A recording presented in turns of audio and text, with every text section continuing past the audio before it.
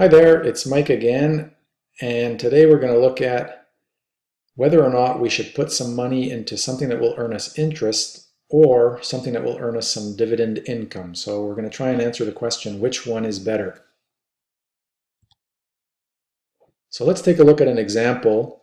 Let's assume that Mr. Loit pays 26% federal tax and that he has $20,000 to invest for a period of 1 year. So he's looking at two investments, a bond that will pay him some interest, or some preferred shares that will pay him some dividends.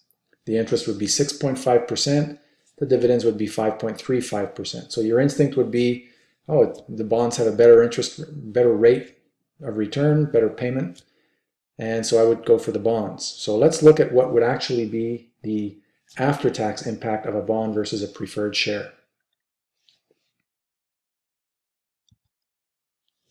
So first things first, in terms of interest, for the CRA, all interest income is included in investment and interest income and reported on line 121. So what this means is that, like all other sources of income, interest is included in the full calculation of taxes owing as per the marginal tax calculation method. So there are no real tax breaks for interest income like there are for the dividend tax credit. 100% of interest income is fully taxed. Now, when we compare that to dividends, dividends have a unique calculation method, and that is to gross up the dividend by 38% and include it in dividend income and take a dividend tax credit when we calculate our tax owing on Schedule 1. So let's see how that would work in the case of Mr. Loit.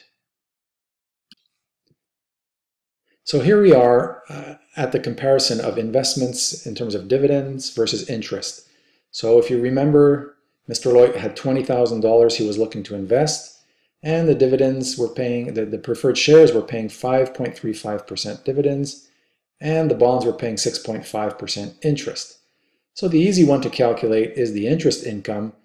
At 6.5%, that would generate $1,300 of interest. And if we included that in our income tax, we would calculate a marginal tax rate as per the information we were given of 26%, and that would give taxes owing of $338. So we would retain after tax $962.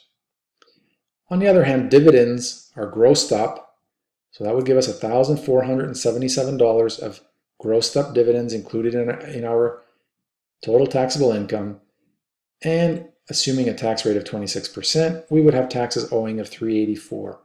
Now remember that dividends do have the dividend tax credit, which is a deduction from the taxes owing. So we would get back $221 in the form of a dividend tax credit.